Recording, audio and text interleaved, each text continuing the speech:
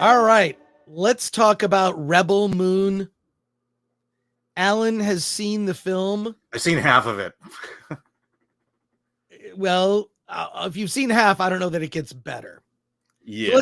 So this is, I mean, I did the chat has seen it. I think that's the more important. The chat has seen it, and that's important. Rebel Moon Part 1, Child of Fire. Alan, what did you think, at least, of what you've seen so far? Yeah. So let's place this in context. Early in the afternoon, I saw Anyone But You. You know how I felt about that. Then I saw Aquaman, got home late, and now there was Rebel Moon. And I will say I'm not the right person to review it because I was just not in the right frame of mind watching this, because it wasn't worthy of, it wasn't going to lift my spirits from the first two movies I had seen. And yeah, trash day for Alan, says Carlos Alfredo Lopez. You know, I mean, it's one of those where I get what it was going for. You know, the moments of interest for me were the bad guys, the mother world, their minions coming down upon a farm and just terrorizing and brutalizing its people. That, you know, there's certainly a lot of emotions and feelings there. And then we go on this journey of finding soldiers to help protect them when they come back. So basically, it's A Bug's Life. It's Seven Samurai. It's Magnificent Seven. It's Battle Beyond the Stars. More like Bug's Life. Bug's Life. No, but what I'm saying is, you've seen this story before. Yeah. It's been this outline. The story outline has been used for many other movies. You collect a bunch of misfits, each with different powers, to fight off the baddies. Yeah, and the reason that I felt okay cutting it off halfway through, because it was 12:30 at night, was because I wasn't interested in the first three soldiers that they hire. And it just, you know, again, I think it looks good, but the story is just, there's nothing in the story that really makes me want to continue on with it. Because I've seen the story before, except for the pretty images that Zack Snyder is known for. You know, it's fairly, I've seen it before. It's fairly mundane, and I didn't see anything in there that elevates it high enough for me to want to see more of it. I mean, that's ultimately how I felt. It was just kind of bored. Yeah, look, I've seen the whole thing, and I was bored. I was very disappointed.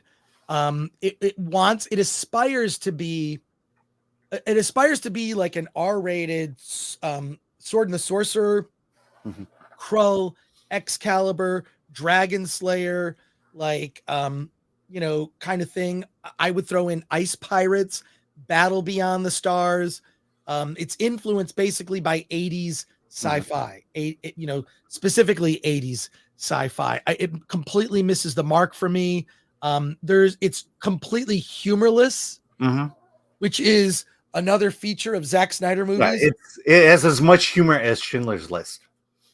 Yeah, and I mean, there are a couple good jokes in Schindler's List. You got to be honest, and a healthy amount of some knee slappers, full frontal nudity. But it's I'll just say I was very disappointed in it, and I don't think we're even going to be talking about this movie next week, much less in 3 months when Part 2 comes out. Yeah. I'm not sure I really. And this idea that there's a longer R-rated cut. I mean, I'm not impressed with this one. I mean, what more violence? Is that how you're gonna improve this? Yeah. But it can't be the story. Yeah, but before we go to your chat comments and questions, I know a lot of people have seen this movie. A buddy of mine, Ramesh, who we know, he's been on our panels at Comic-Cons. He's a director. He went to the Directors Guild and saw a screening of it. And there was a Q&A with Zack Snyder at the end, and he talked about a bunch of things. He said that Part 2 comes out April 19th on Netflix. So that's when you'll be able to see the conclusion.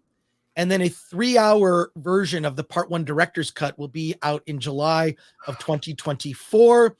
He said he pitched Samurais in Space to his teacher at Art Center.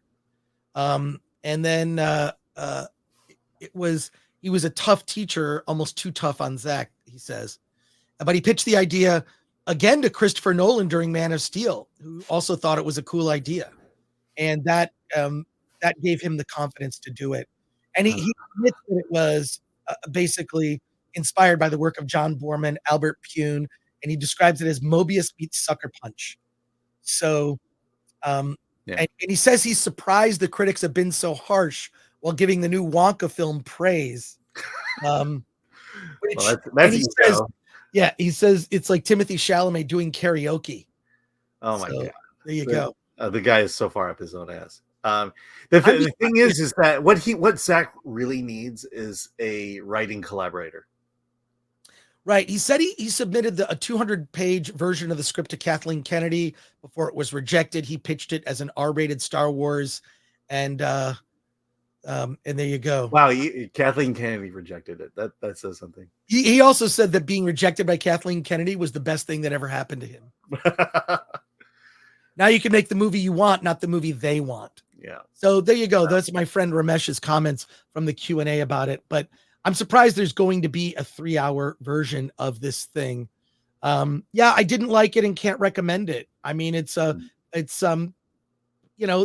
feel like the third act, it does kind of get interesting because finally everyone has like been collected, right? And then so everyone has been collected and they're gonna go about, now they're gonna stand up and they have kind of their first battle. And so there you go. And then it evolves from there. But can't recommend Rebel Moon Part 1, Child of Fire. There's this thing that Zach does, I believe it's his signature, but where he slows down the action, and it just felt so random. It felt so random. So much. What was there was an Indian film we reviewed a while ago, but anytime they would slow it down, it would slow down to a point where it created kind of a comic book image. Right. And this one doesn't even do that. It's not interesting. And this sounds weird to say, the movie felt ugly. It felt ugly. Like there are really attractive, they're really attractive women in this movie, but they don't let them be sexy women. Mm-hmm. Even like Rotella, I would have liked to have seen Rebel Moon directed by the director of Anyone But You, with most of look at like Aeon Flux, the cartoon, the animated series Aeon Flux. Can we just get, and when they finally made that into a movie, it was awful, but let's do Aeon Flux. Let's do future sci-fi sexy. You can do sexy. Sybil Danning was sexy in Battle Beyond the Stars. This movie lacks any sexuality whatsoever. There's no chemistry between any of the characters. It's cold. There's no sense of humor in it. And can't recommend it. It's very even the visuals of the worlds, right? There's nothing noteworthy about it. None. And it's ultimately, and this is the worst thing you can say, it's ultimately forgettable. And Alan, I assume you feel the same. Yeah, I've already forgotten the movie.